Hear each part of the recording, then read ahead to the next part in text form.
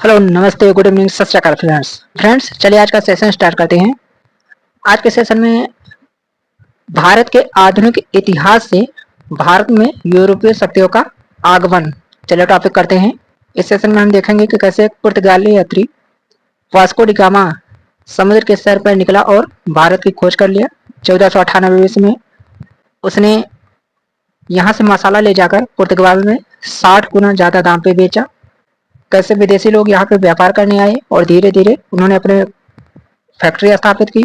जब फैक्ट्री स्थापित की तो फैक्ट्री के विस्तार के लिए उनको युद्ध भी करना पड़ा, तो वो युद्ध भी देखेंगे। कर्नाटक का प्रथम युद्ध, द्वितीय युद्ध और तृतीय युद्ध तक।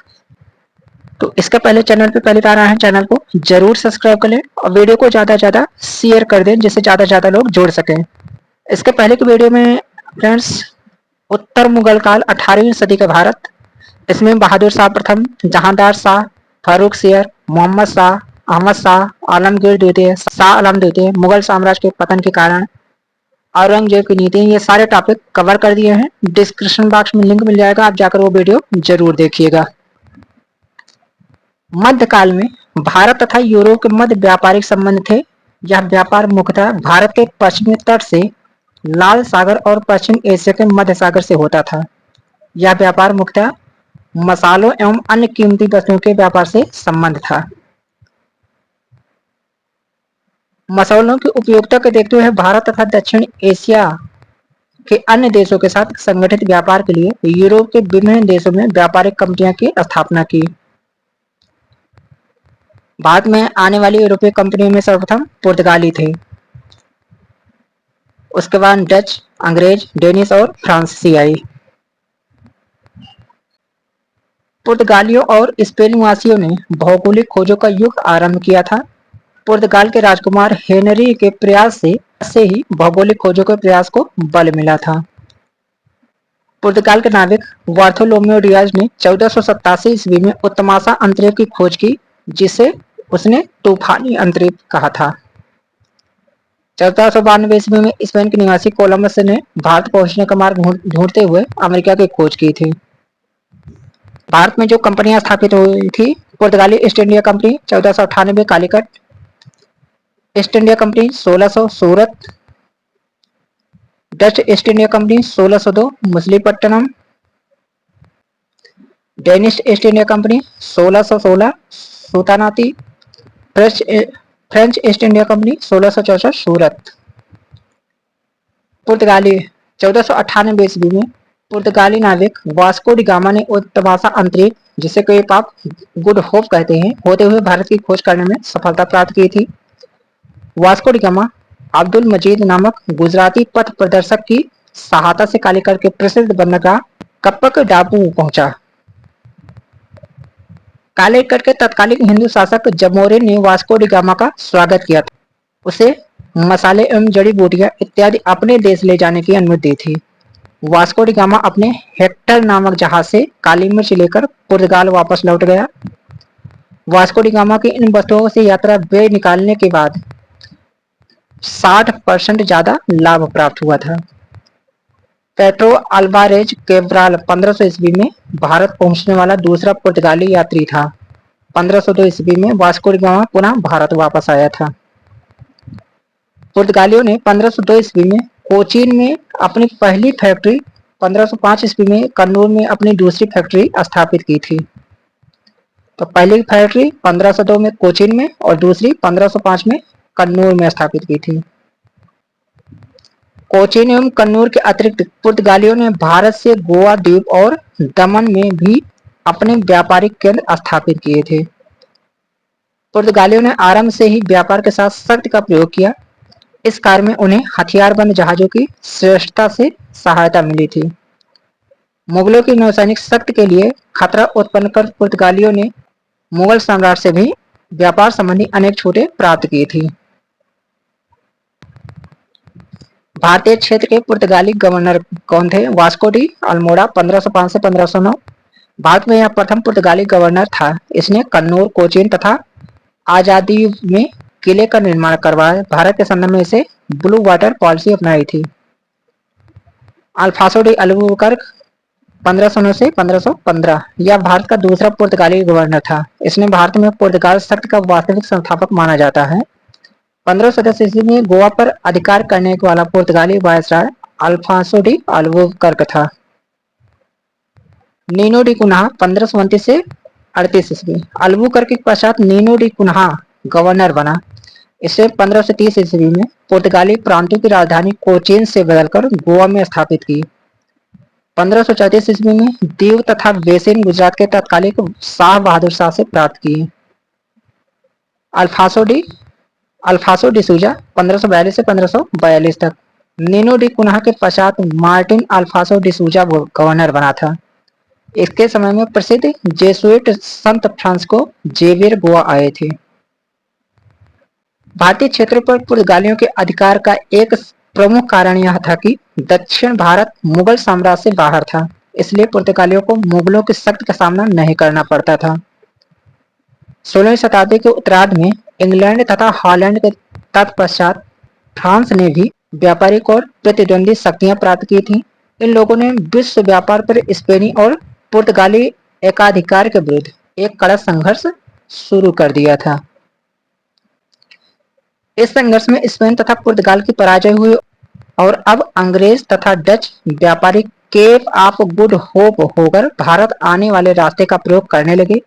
इस प्रकार डचों ने इंडोनेशिया तथा अंग्रेजों ने भारत, श्रीलंका और मलाया पर अधिकार स्थापित कर लिया।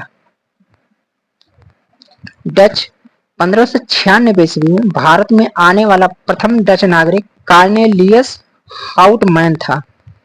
1602 ईस्वी में डच ईस्ट इंडिया कंपनी की स्थापना हुई और डच संसद ने एक चार्टर के माध्यम से कंपनी को युद्ध छेड़ने, संधियां करने, क्षेत्र विजित करने और किले बनाने के अधिकार दे दिए थे। डचों की रुचि भारत में नहीं अपितु इंडोनेशिया के जावा, सुमात्रा और स्पाइस आइसलैंड में थी, जहां पर मसालों का उत्पादन किया जाता था। डचों ने शीघ्र ही मलय जलमरुमध्य और इंडोनेशियाई द्वीपों से पुर्तगालियों को निकाल दिया तथा इस क्षेत्र पर अधिकार में लगे अंग्रेजों को 1623 ईस्वी में पराजित कर दिया। भारत में डचों के पहले अभियान का नेतृत्व कार्नेलियस डी हाउटमैन ने किया था। डचों ने पश्चिमी भारत में गुजरात के सूरत, भड़ौच, टैम्बे और अहमदाबाद के केरल, कोचीन, मद्रास के नागपत्तनम, आंध्र प्रदेश के मछलीपत्तनम, बंगाल के चिंसुरा, बिहार के पटना, उत्तर प्रदेश के आगरा में अपने व्यापारिक केंद्र खोले थे। 1658 ईस्वी में डचों ने पुर्तगालियों से श्रीलंका भी जीत लिया था। डचों द्वारा जो भारत में कंपनियां स्थापित की गई थी वो थी पुलिकट 1610, सूरत 1616, चंसुरा 1653, कासिम बाजार 1659, पटना 1659, नागपट्टनम 1659 और कोचीन 1663 में स्थापित की थी। ब्रिटिश 1599 ईस्वी में मर्चेंट एडवेंचर्स नाम से विख्यात कुछ व्यापारियों ने पूर्व से व्यापार करने के लिए एक कंपनी बनाई जिसे ईस्ट इंडिया कंपनी कहा जाता है। 31 दिसंबर 1600 को ब्रिटेन की महारानी एलिजाबेथ ने एक रॉयल चार्टर के द्वारा ईस्ट इंडिया कंपनी को पूर्व के साथ व्यापार का अधिकार प्रदान किया था। 1608 ईस्वी में इस कंपनी ने भारत के पश्चिमी तट पर स्थित सूरत में एक फैक्ट्री खोलने का निश्चय किया था और कैप्टन हॉकिंस को मुगल बादशाह जहांगीर के दरबार में शाही आज्ञा लेने के लिए भेजा गया था। शाही फरमान के परिणाम स्वरूप कंपनी को पश्चिमी तट पर अनेक स्थानों पर फैक्ट्रियां खोलने की आज्ञा मिल गई थी। अंग्रेजों ने दक्षिण में अपनी पहली फैक्ट्री मछलीपत्तनम में 1611 ईस्वी में स्थापित की, किंतु शीघ्र ही उनकी गतिविधियों का केंद्र मद्रास हो गया, जिसका पट्टा वहां के स्थानीय राजा ने उन्हें प्रदान कर दिया था।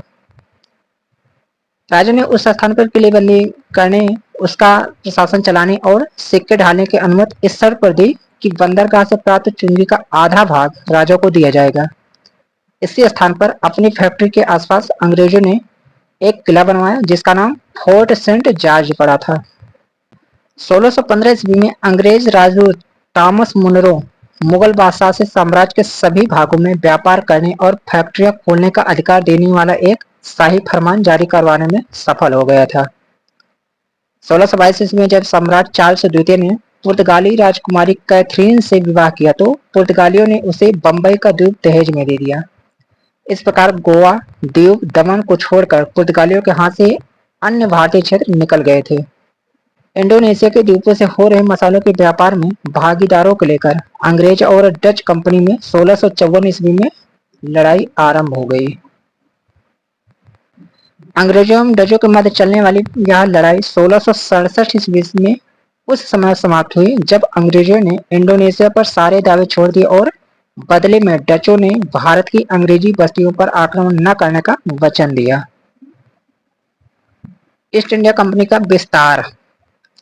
1623 ईस्वी तक ईस्ट इंडिया कंपनी ने सूरत, बड़ौच, अहमदाबाद, आगरा और मछलीपट्टनम में फैक्ट्रियां स्थापित कर ली थी। आरंभ में कंपनी ने व्यापार और कूटनीति के साथ साथ युद्धों का सहारा लेने और जिन क्षेत्रों में फैक्ट्रियां स्थापित की थी उन पर अधिकार करने के भी प्रयास किए थे। दक्षिण भारत में अंग्रेजों के लिए परिस्थितियां अधिक अनुकूल थी क्योंकि दक्षिण में कोई शक्तिशाली राज्य नहीं बचा था। 1668 ईस्वी में ईस्ट इंडिया कंपनी ने ब्रिटिश सरकार से बंबई का द्वीप प्राप्त किया। बंबई के रूप में अंग्रेजों को एक बड़ा और आसानी से रक्षा कर सकने योग्य बंदरगाह प्राप्त हो गया। पश्चिमी तट पर अब कंपनी के हेडक्वार्टर के रूप में सूरत का स्थान अब बंबई ने ले लिया था। पूर्वी तथा दक्षिण भारत में ईस्ट इंडिया कंपनी का विस्तार निम्न प्रकार से हुआ। पूर्वी भारत में कंपनी ने अपनी फैक्ट्रियों में से एक की स्थापना 1633 ईस्वी में उड़ीसा में की। 1651 ईस्वी में कंपनी को बंगाल के हुगली नगर में व्यापार की आज्ञा मिल गई। अब कंपनी ने शीघ्र ही पटना, बालासोर, ढाका और बंगाल बिहार के दूसरे स्थानों पर भी फैक्ट्रियां स्थापित कर ली थी। कंपनी की महत्वाकांक्षा बढ़ने लगी और बंगाल में स्वतंत्र बस्तियां स्थापित करने की योजना बनाने लगी क्योंकि अब वह भारत में राजनीतिक सत्ता स्थापित करके मुगलों को मजबूत कर व्यापार में मनमानी छूट प्राप्त करना चाहती थी। 1686 ईस्वी में अंग्रेजों ने हुगली को नष्ट कर दिया और मुगल सम्राट के विरुद्ध युद्ध की घोषणा कर दी। युद्ध का अंत अंग्रेजों के लिए घातक रहा। उन्हें बंगाल स्थित उनकी फैक्ट्रियों से भगा दिया गया और वह गंगा के मुहाने पर एक द्वीप पर शरण लेने को बाध्य हो गए। युद्ध के परिणामस्वरूप अंग्रेजों की सूरत, मछलीपट्टनम और विशाखापट्टनम में स्थित फैक्ट्रियों पर बादशाह का अधिकार हो गया तथा बंबई में स्थित उनके किले पर भी अधिकार हो गया।